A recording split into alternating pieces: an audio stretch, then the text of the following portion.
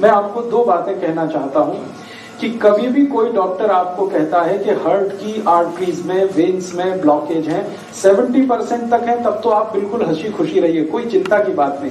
75 है, 80 है, 85 है, तो आप चिंता करिए और इस ब्लॉकेज को निकालने के लिए कुछ काम शुरू करिए। आप बोलेंगे ऑपरेशन है, ऑपरेशन उसका इलाज नहीं है।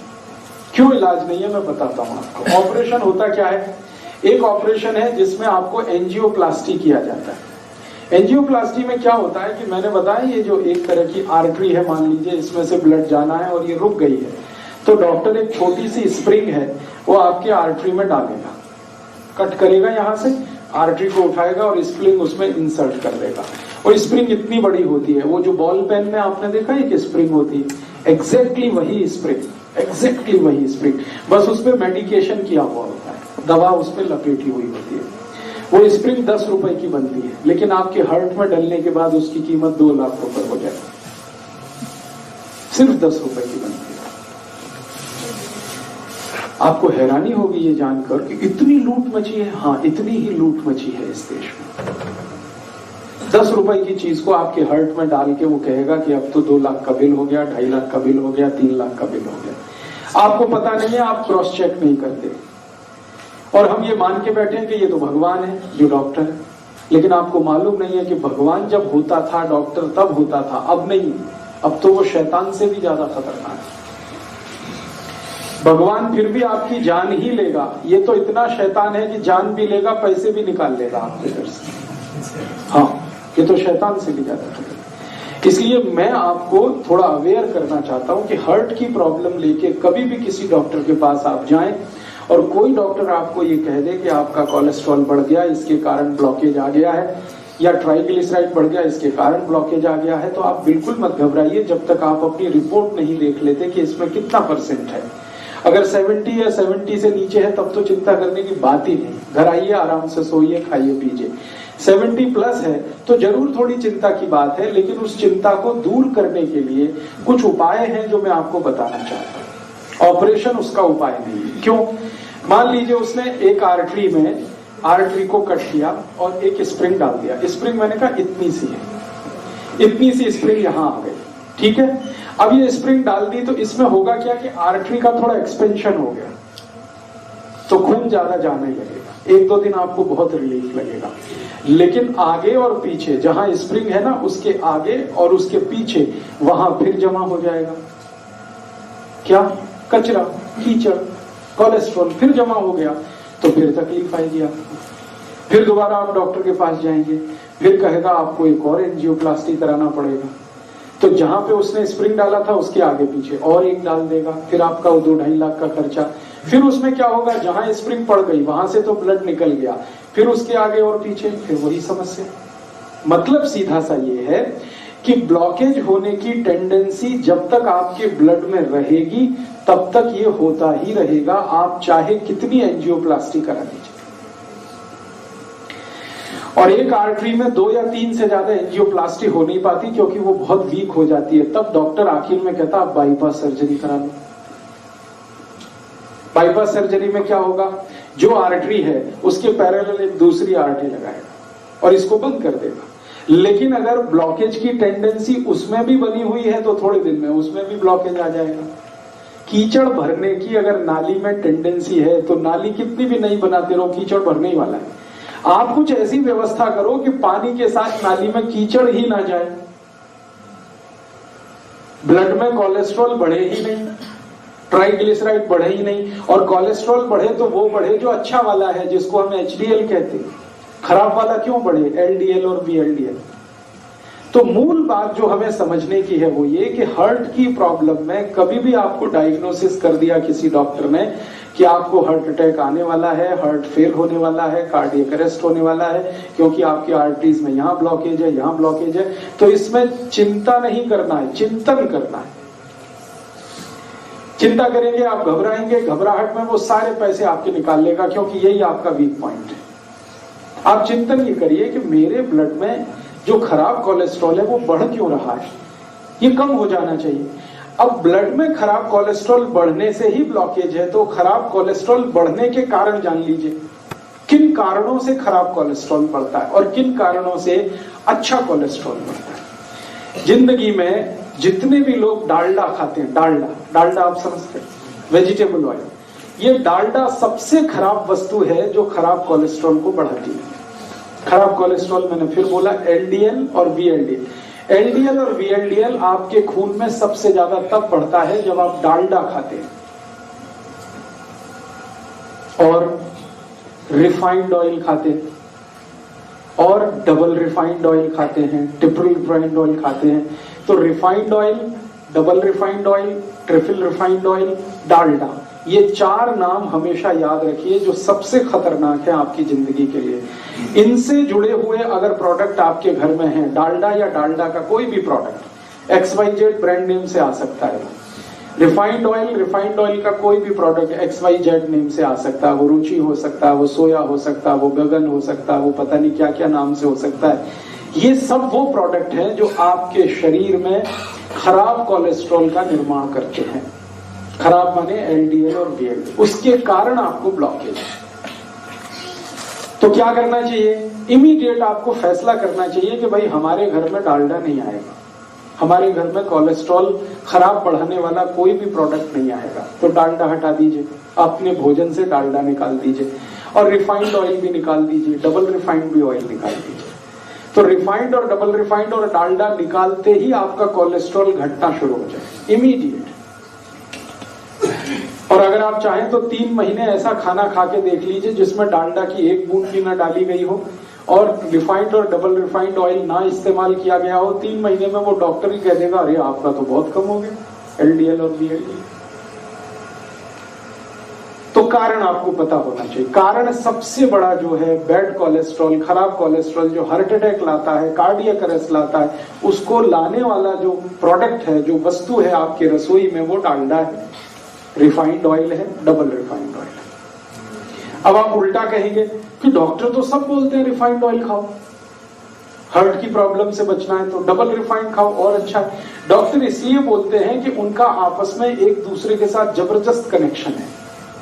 रिफाइंड और डबल रिफाइंड ऑयल बेचने वाली कंपनियों का डॉक्टरों के साथ कनेक्शन है। डॉक्टर उनका जितना भी प्रिस्क्रिप्शन करेंगे, कंपनियों का धंधा चलेगा, कंपनियों का धंधा चलेगा तो डॉक्टरों का भी धंधा चलेगा।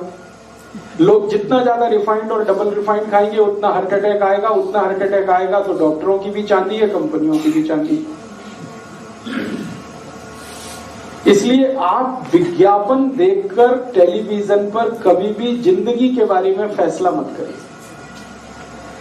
टीवी पर ऐसे ऐसे विज्ञापन आते हैं, कोई पत्नी अपने पति के बारे में बात करती हुई कहती है कि इनको तो ये तकलीफ है तो मैं उसी दिन से सोया वनस्पति ऑयल ले आई, तो ये ऑयल ले आई, तो वो ऑयल ले आई। बस यही खतरनाक, क्योंकि एक भी विज्ञापन सच नहीं होता और सच विज्ञापन करने की उनकी कोई जवाबदारी नहीं है, क्योंकि सरकार ने उनको झूठ बोलने का लाइसेंस दिया। एक भी विज्ञापन सच नहीं होता और सच बात विज्ञापन में बताई नहीं जाती। तो आप टीवी विज्ञापन देखकर कभी भी ये डिसाइड मत करिए कि हमारे घर में क्या लाना है क्या नहीं लाना। वो ऑयल के बारे में है तब तो बहुत कॉशियस नहीं। तो आप जैसे ही डालडा हटाएंगे, जैसे ही ये रिफाइंड और डबल रिफाइंड ऑयल हटाएंगे, 3 महीने आप देशी घी में खाना बना के खा लीजिए, देशी घी। आप देखेंगे आपका कोलेस्ट्रॉल कम होना शुरू हो जाएगा, ट्राइग्लिसराइड कम होना शुरू हो जाएगा। अब ये महत्व की बात है, जो आपने कहा वो भी नकली है, तो असली बना लीजिए घर में। दूध आपके पास आता है, दही बना लीजिए, उसमें से मक्खन निकाल लीजिए, मक्खन को गर्म करके घी बना लीजिए, वो आपके घर में ही है। मेरा कहने का मतलब ये है कि आप घी के लिए देशी घी जितना ज्यादा खाएंगे बैड कोलेस्ट्रॉल उतना कम बनेगा, डालडा जितना खाएंगे बैड कोलेस्ट्रॉल उतना ज्यादा बनेगा, रिफाइंड और डबल रिफाइंड खाएंगे और ज्यादा। तो पहली बात अपने जीवन में याद रखिए कि हार्ट से जुड़ी हुई किसी भी प्रॉब्लम में तेल तुरंत बदल दीजिए। फिर आप बोलेंगे अच्छा डालडा छोड़ दिया, तो डालडा छोड़ के घी पे आ जाइए। और घी में मैं आपसे कह चुका हूं कि गाय का हो तो बहुत अच्छा है। गाय का घी जिस पर 12 साल मैंने रिसर्च किया है, 1 ग्राम भी कोलेस्ट्रॉल नहीं बढ़ने देता। गाय के घी में ऐसी तासीर है। सरों का तेल, हाँ मैं बताता हूँ, एक मिनट। गाय का घी 12 साल तो मैं रिसर्च कर लिया, हजारों साल हमारे ऋषि मुनियों ने रिसर्च कर लिया। गाय का घी 1 ग्राम भी कोलेस्ट्रॉल किसी का बढ़ने नहीं देता, कितना भी खा लें आप, 1 ग्राम भी नहीं बढ़ने देता। बढ़ने देता है जो घी वो भैंस का है। तो जिनको हार्ट की प्रॉब्लम है उनको भैंस का घी तो छोड़ ही देना अच्छा है, गाय का घी कहीं से अरेंज करना। अब आप बोलेंगे गाय नहीं है तो गाय लाइए, गौशाला है पटियाला में, वो गौशाला वालों से निवेदन करिए, वो देशी गाय पालेंगे, आपको घी भी देंगे, दूध भी मिलेगा। ये सारी समस्याओं का समाधान हम कर सकते हैं। बात जो मोटी समझने की है वो गाय के घी की है। दूसरी जानकारी कि आपके घर में तेल एकदम शुद्ध लाइए। ये जो रिफाइंड तेल है ना ये छोड़ दीजिए, शुद्ध तेल लाइए। शुद्ध तेल कैसा? सरसों आपके बाजार में मिलती है, सरसों लेके जाइए, तेल निकालने वाली मशीन को दीजिए कि भाई मेरा तेल निकाल के दो। तो जिस कंडीशन में वो तेल निकाल के देता वही शुद्ध है। ज्यादा से ज्यादा उसको फिल्टर करा लीजिए। एक फिल्टर्ड ऑयल आता है और एक रिफाइंड ऑयल आता है। रिफाइंड ऑयल गलती से भी मत लाइए, फिल्टर्ड लाइए। फिल्टर माने छान के, बस इतना ही है, उसमें कुछ केमिकल मिक्सिंग नहीं है। तो आप फिल्टर ऑयल लाएंगे, सरसों का लाएं तो, नारियल का लाएं तो, मूंगफली का लाएं तो, तिल का लाएं तो, जो तेल आप खाते हैं। वैसे आपके लिए सबसे अच्छा तेल सरसों का ही है, क्योंकि हम नॉर्थ बेल्ट में जितने भी लोग रहते हैं सबके लिए सरसों बहुत अच्छा है। तो सरसों का तेल तो सबसे ही अच्छा है, लेकिन कोई लोग ऐसे भी हैं जो नारियल का तेल खाते हो या मूंगफली का खाते हो या तिल का खाते हो, उनके लिए भी मेरा यही रिक्वेस्ट है कि शुद्ध तेल लाइए। नारियल का लाएं तो, तिल का लाएं तो, मूंगफली का लाएं तो। आप कहेंगे वो बहुत गाढ़ा होता है। मैं आपको एक जीवन का ऐसा सच बताना चाहता हूं जो डॉक्टर जानता है लेकिन वो बताता है। तेल जितना गाढ़ा होगा उतना अच्छा, दूध जितना पतला होगा उतना अच्छा। तेल जितना गाढ़ा होगा उतना अच्छा, दूध जितना पतला होगा उतना अच्छा। अब पतला दूध आपको चाहिए तो वो गाय पे ही मिलेगा, भैंस का तो नहीं मिलेगा। और गाढ़ा तेल चाहिए तो शुद्ध तेल ही गाढ़ा होता है, रिफाइंड तेल तो बिल्कुल पानी के जैसा है। तेल को जब शुद्ध रूप में हम प्राप्त करते हैं, फिर इसको रिफाइन करने के लिए जो केमिकल्स मिक्स किए जाते हैं वो खतरनाक है हार्ट के लिए। वो सब हमारे एलडीएल और वीएलडीएल को बढ़ाने वाले हैं वो सारे। मेरे कुछ मित्र हैं जो डॉक्टर हैं, हार्ट स्पेशलिस्ट हैं, अलग अलग गांव में, माने अलग अलग शहरों में काम करते हैं। हम सबका एक ग्रुप है। हमने ग्रुप स्टडी किया पिछले 10 साल कि जिसके क्लिनिक में, जिसके पास भी हार्ट अटैक का पेशेंट आता है, ऑपरेट करने के पहले उसका पूरा हिस्ट्री लेना, तब ऑपरेशन करना। और हिस्ट्री में पहला ही सवाल हम पूछते हैं, तेल कौन सा खाते हो? तो 10 साल जितने भी मरीजों के बारे में हमने जानकारी इकट्ठी की, 90% मरीज वो थे जिनको हार्ट अटैक आया और रिफाइंड तेल खाते, और डबल रिफाइंड खाते, उनको और जल्दी आता है। और जो मरीज हमको आके बोलते हैं कि जी हम तो शुद्ध तेल खाते हैं, प्योर तेल खाते हैं, वो सिर्फ 10% ही है। माने 90% खतरा ज्यादा है हार्ट अटैक होने का जब आप रिफाइंड तेल खा रहे हैं, डालडा खा रहे हैं, डबल रिफाइंड खा रहे हैं। तो तेल बदल दीजिए, घी बदल दीजिए। डालडा की जगह देशी घी लाइए। देशी घी गाय का होगा तो बहुत अच्छा है, नहीं तो भैंस का ला रहे हैं तो मात्रा थोड़ी कम करिए, ज्यादा मत खाइए। जितना खा सकते, जितना पचा सकते हैं उतना ही खाइए। ये महत्व की बात है कि घी, देशी घी कभी भी गाय का होगा तो 1 ग्राम भी कोलेस्ट्रॉल नहीं बढ़ाएगा। इसमें आप बिल्कुल बेफिक्र रहिए, क्योंकि 10 साल मैं कर चुका हूं ये काम, और मुझसे पहले पुराने वैद्यों ने सैकड़ों साल ये काम करके देख लिया। हमारे पुराने जमाने का याद करिए, हमारे दादा दादी, नाना नानी आधा आधा कटोरी घी खाते थे, किसी को हार्ट अटैक नहीं था। हाँ, बस यही बात है महत्व की। मेहनत भी करते थे, खेत में जाते थे, हल चलाते थे, कुदाली चलाते थे, 10-10 किलोमीटर पैदल जाते थे, कंधे पर वजन रख के चले जाते थे, तो मेहनत उनकी होती थी। इसका मतलब ये है कि प्रॉब्लम जो है वो घी के साथ नहीं है, प्रॉब्लम आपके एटीट्यूड के साथ है कि आप अगर मेहनत कर रहे हैं तो घी बिल्कुल पचेगा, आपको चिंता मत करिए। आप कुछ भी मेहनत नहीं कर रहे हैं तो वही घी मारेगा फिर आपको। तो घी का कसूर नहीं है, कसूर आपका है। आप मेहनत नहीं करते, छोटे छोटे काम में भी हम मेहनत से अब चुराने लगे हैं अपना जी। ट्रैक्टर आ गया तब से तो और ज्यादा जी चुराना हमने शुरू कर दिया है।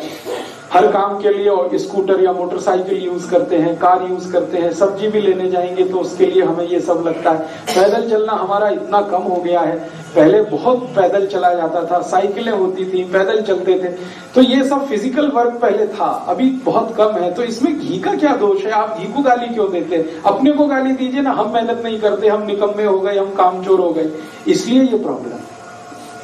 इसमें घी का कोई दोष नहीं।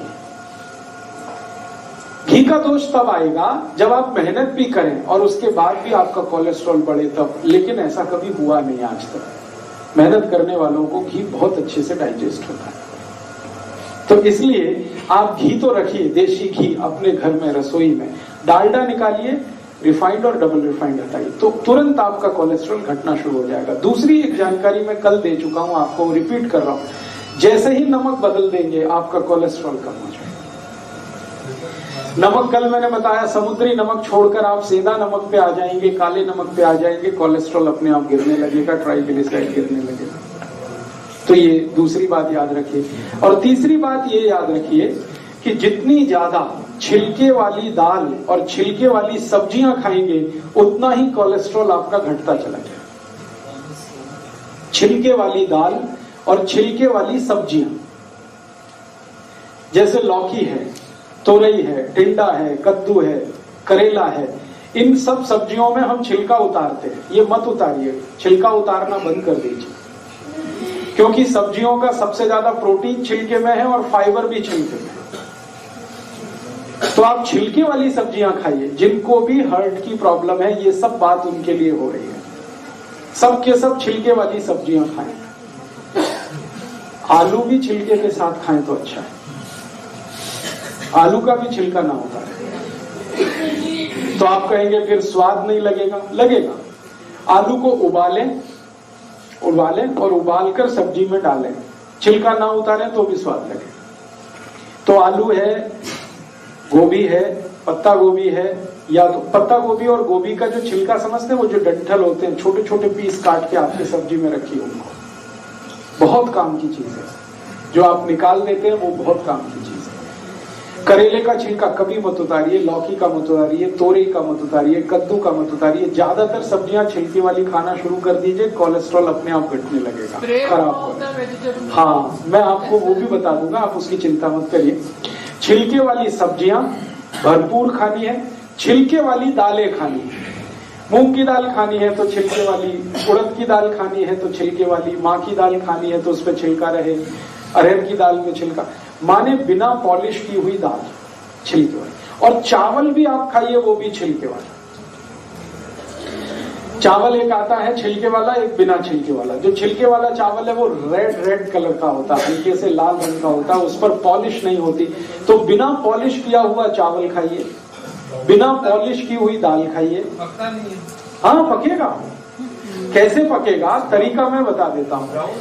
हाँ, ब्राउन राइस जिसको आप कहते हैं, वो छिलके सहित होता है, इसलिए ब्राउन है।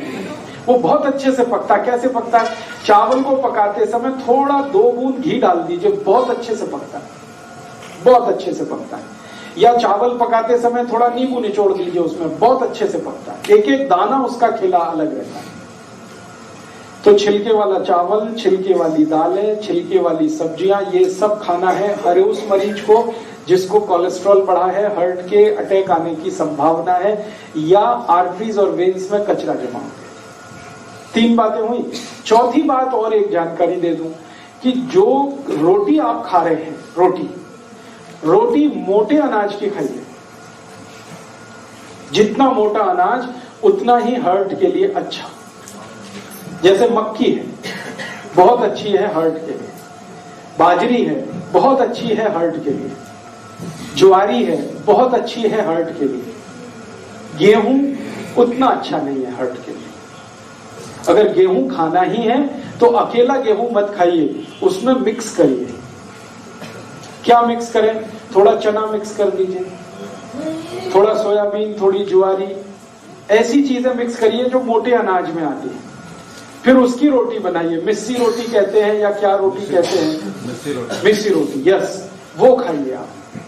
गेहूं की रोटी कभी भी मत खाएं, ना खाएं वो सभी पेशेंट जिनको हार्ट की प्रॉब्लम है। मिस्सी रोटी खाएं, मोटी रोटी खाएं। और जब गेहूं आप पीसने के लिए लेके जाते हैं चक्की पर, और गेहूं के साथ बहुत सारी चीजें, तो उसको बोल करके मेरा आटा मोटा पीसो, बारीक मत पीसो। और बिना रोले तो हाँ, मेरा आटा मोटा पीसो, बारीक मत पीसो। और वो आटा घर में लाके कभी भी छलनी से छानना नहीं, क्योंकि उसकी जो चोकर आपने निकाल दी वही आपके हर्ट को बचाने वाली है। जो ऊपर के छिलके हैं, जो चोकर है, वही आपके खून को पतला करती है। तो इसलिए इस तरह से आप अपने लाइफ को थोड़ा एडजस्ट करिए। अगर हर्ट की प्रॉब्लम, अगर आपने ये सब शुरू कर दिया और थोड़ी 2-3 चीजें और अगर कर सकें तो बहुत अच्छा है। शाम को मैंने कहा खाने के बाद कम से कम 1000 कदम पैदल चलना, आपको वॉकिंग करना शाम को बहुत जरूरी है। दोपहर के खाने के बाद आराम करना बहुत जरूरी है, थोड़ा वज्रासन में बैठना बहुत जरूरी है। ये सब करते हुए अगर आपने अपने आप को ढाल दिया तो मैं आपको स्टाम्प पेपर पर लिख के देता हूं, जिंदगी में कभी भी हार्ट अटैक नहीं आएगा।